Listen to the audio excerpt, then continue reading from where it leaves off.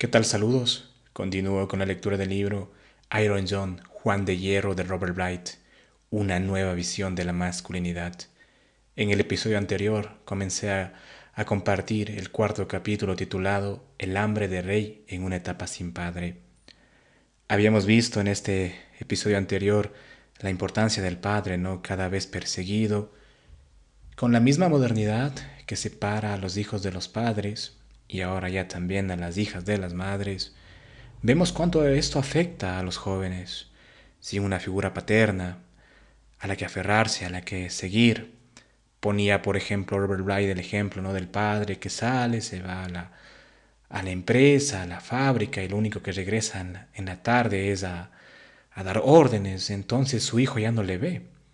Y decía, ¿qué pasa con el hijo que ya no le ve a su padre, ¿no?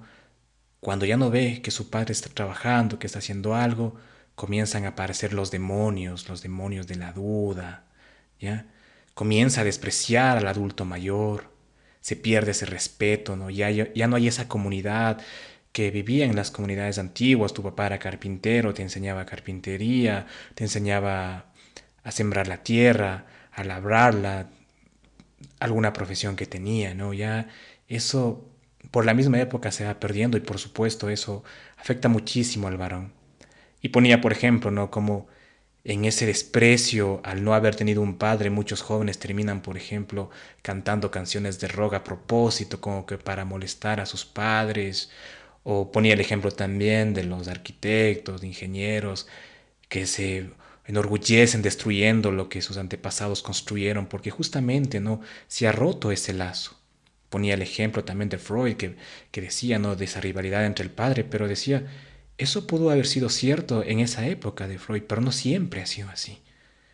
Los adultos y los jóvenes, los padres con los hijos, no siempre han tenido una mala relación, como está pasando ahora, ¿no? Así que bueno, nos decía, ¿no? Esto Robert Blythe, y usted puede constatarlo en el día a día, en su vida, ¿no? Y todo esto es parte del cuarto capítulo, ¿no? El hambre de rey en una etapa sin padre. Y nos habíamos quedado ya en la última parte del episodio anterior cuando nos decía, nos hablaba, ¿no? De la desaparición de los reyes positivos y ahora nos toca compartir la sección El Padre Oscurecido. Así que bueno, antes de empezar este episodio, si usted es varón, si usted tiene hijos varones, escúchelo, escuche los episodios anteriores. Estoy seguro que le va a servir. Mucha gente no llegará a este conocimiento. Eso es así, mucha gente ya ha sido esclavizada por la modernidad. Poca gente buscará esta información. Y si usted llegó hasta acá, pues bueno, aprovéchela, escúchela y vea si le puede aplicar algo de esto en su vida. Así que tienes todos los episodios acá mismo que nos puedes escuchar en el podcast de Spreaker, en Spotify, en iVoox. También estos episodios los subo a YouTube, así que suscríbete al canal, comparte los episodios, dale me gusta. Y de igual manera, si puedes apoyar al canal, pues muchas gracias. Bueno, dicho esto, empecemos, ¿no? El Padre Oscurecido. El patriarcado es una estructura complicada. En términos mitológicos, por dentro es matriarcal. Y un matriarcado es igualmente complicado, ya que por fuera es un patriarcado. La estructura política ha de parecerse a nuestra estructura interior. Y sabemos que cada hombre tiene una mujer en su interior y que cada mujer lleva dentro de sí a un hombre. El auténtico patriarcado hace caer el sol a través del rey sagrado sobre cada hombre y cada mujer de su cultura, y el auténtico matriarcado hace caer la luna a través de la reina sagrada sobre cada hombre y cada mujer de su cultura. La muerte del rey y de la reina sagrados significa que ahora vivimos en un sistema de dominación industrial que no es un patriarcado. El sistema en el que vivimos no honra la forma de sentir del varón ni de la hembra. El sistema de dominación industrial determina cómo nos van las cosas en el mundo de los recursos, los valores y las lealtades, de qué viven y mueren los animales, qué trato reciben los niños. En el sistema de dominación industrial no hay rey ni reina. La muerte del rey sagrado y la desaparición del rey del grupo significa agudizar más la escasez de padre. Cuando un padre se sienta ahora en una mesa, parece débil e insignificante, y todos sentimos que los padres ya no llenan un espacio tan amplio en la habitación como los padres del siglo pasado.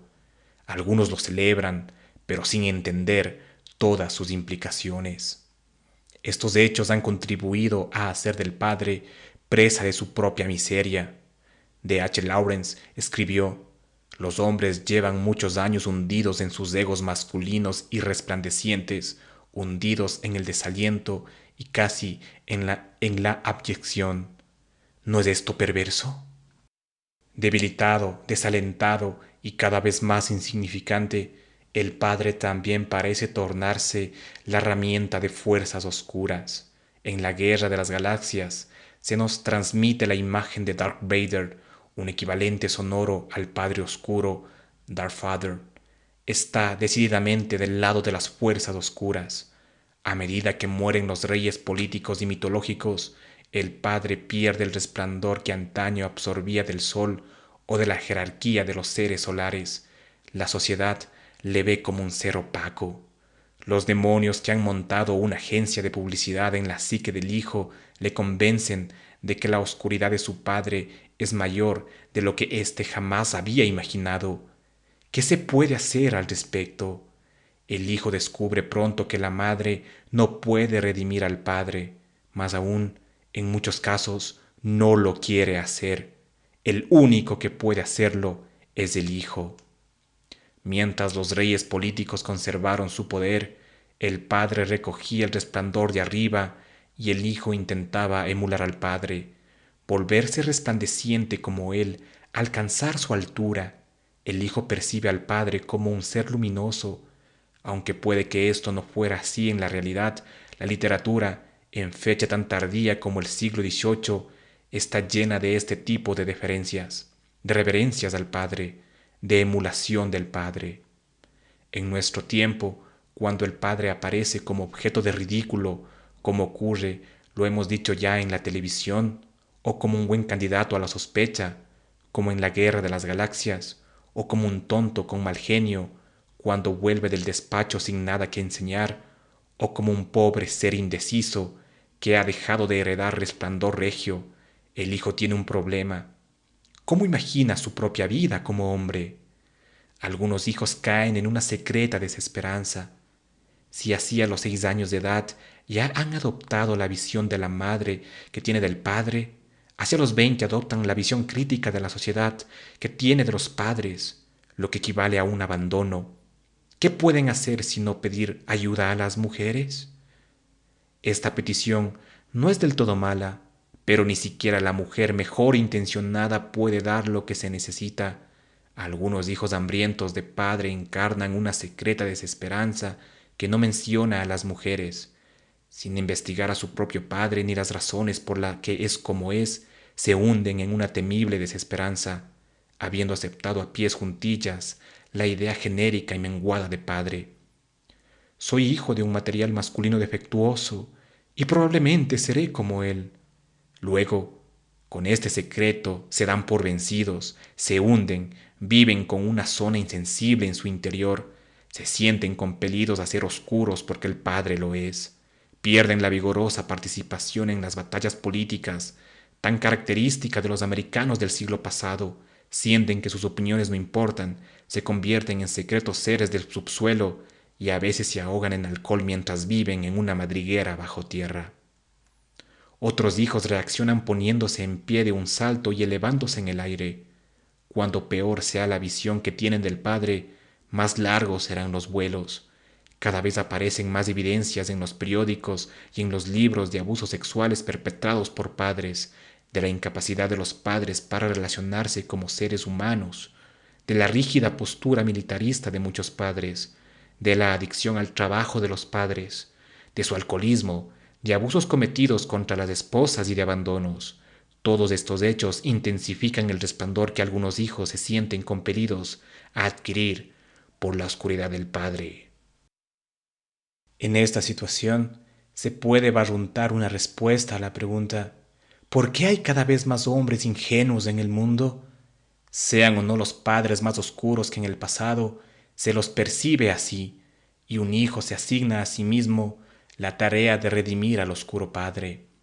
Podemos considerar nuevamente el fenómeno del que hablamos con anterioridad, el fenómeno del hijo aspirante a la altura, el niño eterno, la polilla loca por la luz, el puer o el niño constante, como algunas personas lo llaman, el puer aeternum.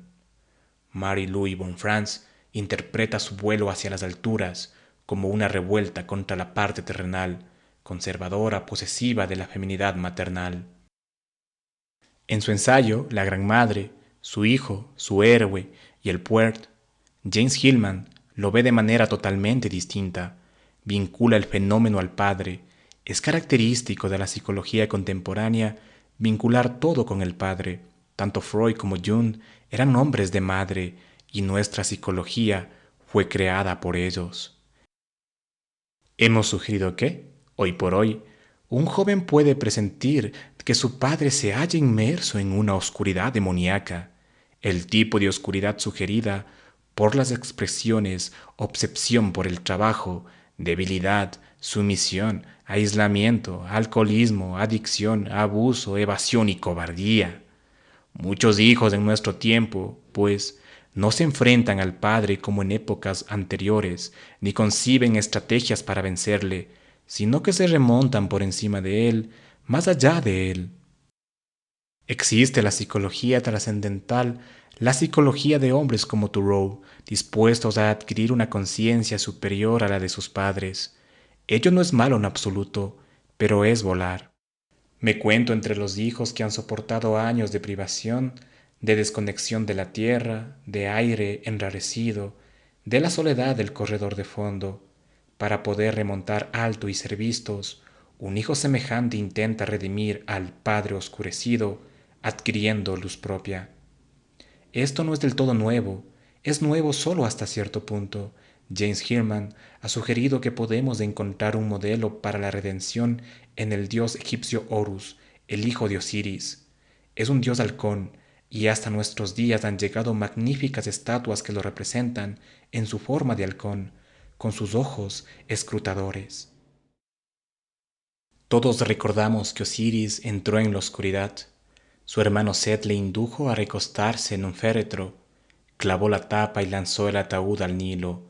Encerrado en la oscuridad, arrastrado por la corriente, Osiris cruzó el Mediterráneo hasta llegar a Biblos, donde se incorporó a una segunda oscuridad dentro del tronco de un árbol. Permaneció años así. El alto vuelo del halcón Horus puede entenderse como una respuesta a la prisión del Padre. Horus dice de sí mismo que pretende volar más lejos que cualquier otro dios. Una inscripción reza: Horus se remonta en el cielo más allá del alma del primer dios y más allá de las divinidades de tiempos pasados. He ido más allá de los límites de Set, soy único en mi vuelo. Podemos extraer mucho de esta imagen. Hemos mencionado que volando hacia el sol, el hijo no verá su propia sombra, porque mientras vuela la sombra cae tras de él. Ha visto la sombra de su padre, pero la suya permanece oculta. Este tipo de vuelo tampoco rescata al padre. El hijo aspirante a la altura vuela huyendo del padre, no hacia él, remontándose hacia la luz, subiendo escalones en la escalera corporativa y alcanzando iluminación. El hijo redime, hasta cierto punto, el nombre del padre. Esta explicación del impulso para el ascenso me conmueve, porque sugiere que no todo este trabajo proviene del temor a la madre posesiva, sino que en parte surge del amor al padre oscurecido. Siempre han habido hijos aspirantes a la altura, pero nunca tantos como hoy. Un hombre puede, sin duda, aspirar a la espiritualidad demasiado pronto en su vida. Añado, pues, el ascenso a nuestra lista de desequilibrios producidos por la mengua y la minimización del Padre.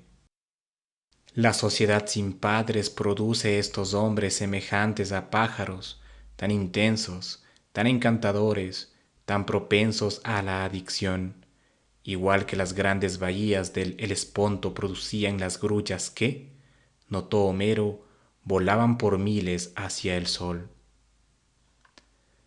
La historia, visita al rey.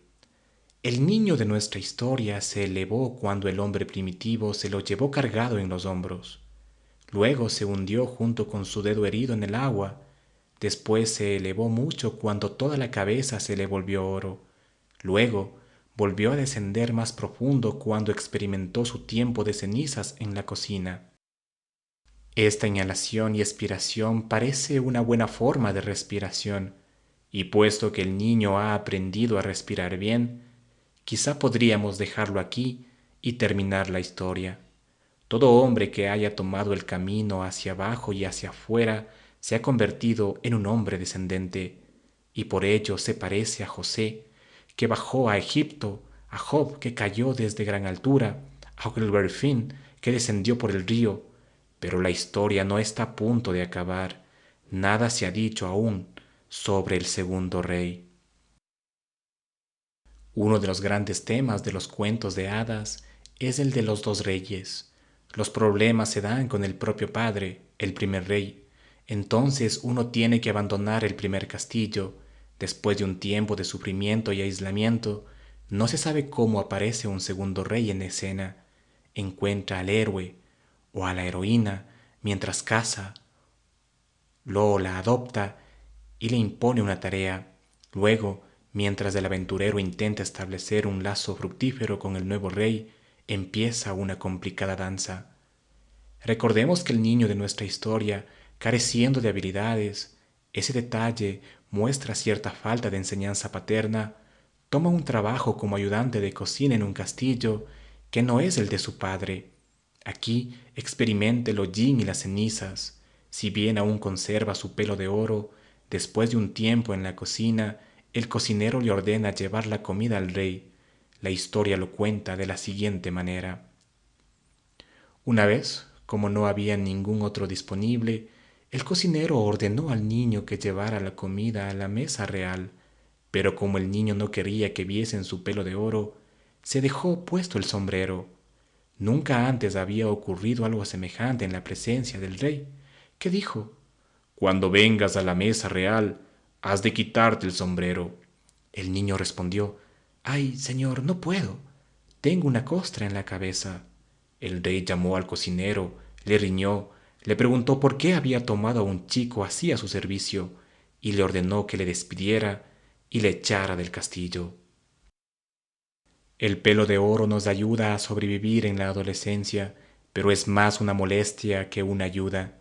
Como dice el niño con bastante precisión: «Tengo una costra en la cabeza. Ese pelo sabe a cielo, pero ignoramos qué hacer con él en presencia del rey, si mostrarlo y jactarse de él, u ocultarlo y ser taimados». Todos queremos estar con el rey. Sabemos cuánto anhelan las chicas estar en presencia de Elvis, el rey, o más recientemente cerca de Prince.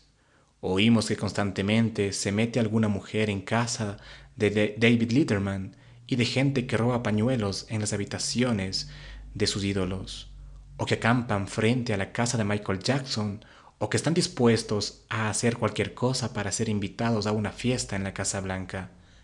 Todos quieren estar en presencia del rey.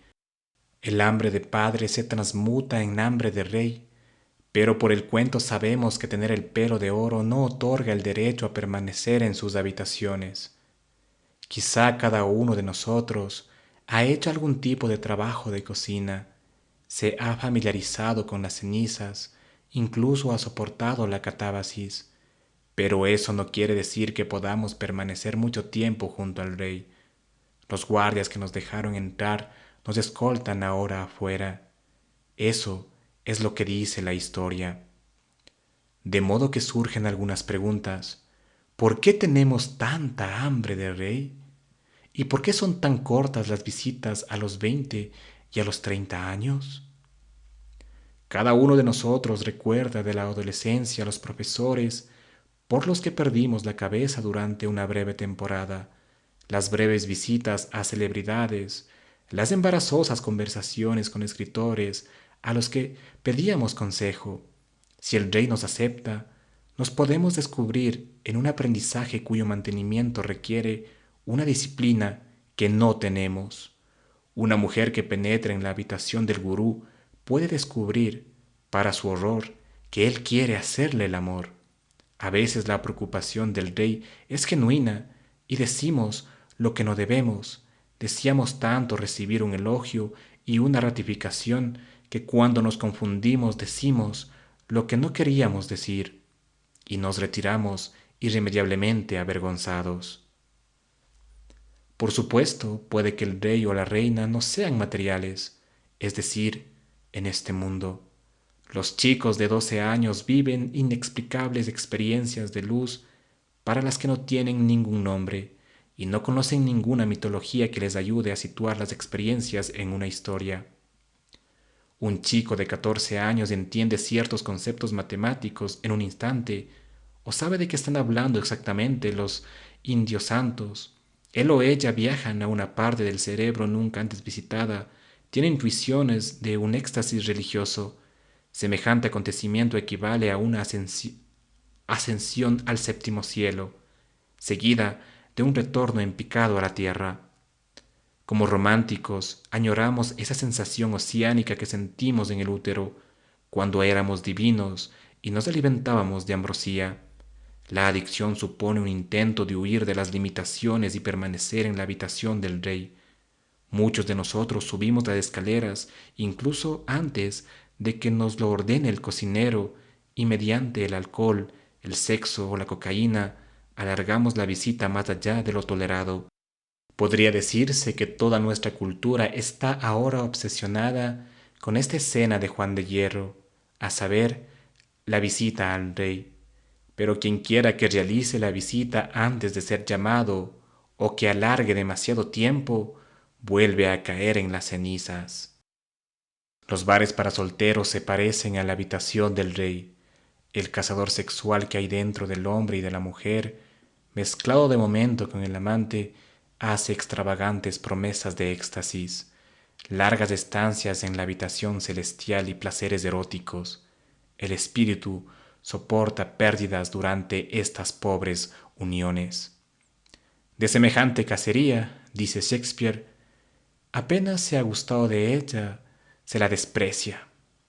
Se la persigue contra toda razón, y no bien saciada contra toda razón, se la odia, como un incentivo colocado expresamente para hacer locos a los que en ella se dejan coger. Es una locura cuando se la persigue y una locura cuando se la posee, excesiva al haberse tenido, al tenerse. Y en vías de tener la felicidad en la prueba y verdadero dolor probada, en principio una alegría propuesta, después un sueño. Todo el mundo lo sabe perfectamente y, sin embargo, nadie sabe evitar el cielo que conduce a los hombres a este infierno. Los bares de solteros, pues, son fantásticos hornos de alquimista donde los intentos de fusionar metales se suceden día tras día, noche tras noche. Por alguna razón, de jóvenes, las visitas al rey no duran mucho tiempo. Los alquimistas dirían que, si bien hemos hecho un buen trabajo de cenizas, nuestra alma sigue contaminada por rabias infantiles, deseos irracionales y cólera contra nuestros padres o contra nosotros mismos. Otra forma de decirlo es que sabemos en la cocina lo que hemos aprendido de los sentidos. Conocemos la madera, el fuego y las cenizas. Eso es todo. Nuestra alma, cuando está en la cocina, semeja alguna especie de roca cruda o mixta. El espíritu, clarificado e individual, no puede hacerse una impresión clara de esta cosa cruda hasta más tarde. Por contraste, el rey, que vive en su habitación aireada e iluminada en lo alto del castillo, simboliza el poder solar y el santo intelecto. El rey ha alcanzado la unidad, permanece inalterado y puro en comparación con el niño de las cenizas o con la niña del hollín, y ve las cosas de manera muy distinta. No debe sorprendernos el que la visita del muchacho de nuestra historia resulte muy corta. Resumiendo las conclusiones de los alquimistas sobre este tema, Edward Edinger dice: El matrimonio menor es una unión o una fusión de sustancias que aún no están suficientemente separadas o discriminadas. Le sigue siempre una muerte. Los alquimistas hablan de una boda más larga o de una gran boda que ocurre después, y nosotros también la veremos al final de nuestra historia. La historia de Juan de Hierro semeja una danza en la que, gradualmente y con muchas vacilaciones, el joven finalmente consigue acercarse al segundo rey. Sabemos que en nuestra vida la historia puede acabar allí mismo, en la cocina, de golpe. A la orden de llevarle la sopa al rey, algunos dicen, no hay nadie allí arriba. O, que se sirva el mismo. Una persona que confunde los niveles podría decir, yo me sirvo a mí mismo y nunca sirvo a otra persona, mucho menos al rey. Aquellos que ignoran el cocinero pueden quedarse años estancados en la etapa de la cocina, feliz o tristemente identificados con la figura del niño víctima, que solo conoce las cenizas. Algunos niños sienten temor a cruzar el umbral, les parece más seguro permanecer en las cenizas. Escritores de pluma correosa que insisten en que lo único que hay es cenizas. Si la visita a la habitación del rey es tan importante y está tan cargada del elemento emocional, deberíamos tomar esa consideración lo que el mundo antiguo quería decir con la palabra rey. Y bueno amigos, con esto termino el episodio del día de hoy. Espero que lo vuelvas a escuchar si alguna parte te quedó algo no clara. De igual manera que compartas el episodio, te suscribas al canal, le des me gusta. Recuerda escucharnos en varias plataformas de podcast como iVoox, Spotify, Apple Podcasts, Google Podcasts y más. Y de igual manera nos puedes encontrar también en YouTube. En la descripción vas a encontrar un enlace si quieres dar algún apoyo al canal, lo cual te agradecería. Y bueno, ya en el próximo episodio continúo con la lectura del cuarto capítulo y voy a compartir la sección titulada El rey en sus tres reinos. Recuerda, nuevamente, como al inicio, esas cosas que vamos viendo es la importancia del padre, ¿no? Lastimosamente, nuestra cultura, la modernidad, el feminismo, el LGBT, están empecinados en destruir al varón, ¿no? Y con eso están destruyendo, por supuesto, al varón, que es parte de la sociedad. Y lo hacen con alegría, desde su ignorancia o desde su odio, ¿no? Pero bueno, estas son las épocas que nos ha tocado vivir. Espero que esta información que te comparto te sirva de alguna manera. Es difícil salir de esta situación. Capaz de usted es padre y tiene que trabajar todo el día porque si no, no tiene para alimentar a sus hijos. ¿Cómo pasa con ellos tiempo? Bueno, espero que esto le sirva e intente buscar una forma de pasar con sus hijos, de enseñarle algunas cosas. Tal vez usted sabe carpintería, jardinería o algo y puedes pasar tiempo con ellos, ¿no? Salir, irte de viaje un fin de semana, enseñarle a jugar fútbol, básquet, algo y crear un vínculo con tu hijo, con tu sobrino también. Bueno, ¿qué más te puedo decir? La información está ahí para el que quiera informarse. Sin nada más que decir, me despido. Hasta un próximo episodio. Gracias.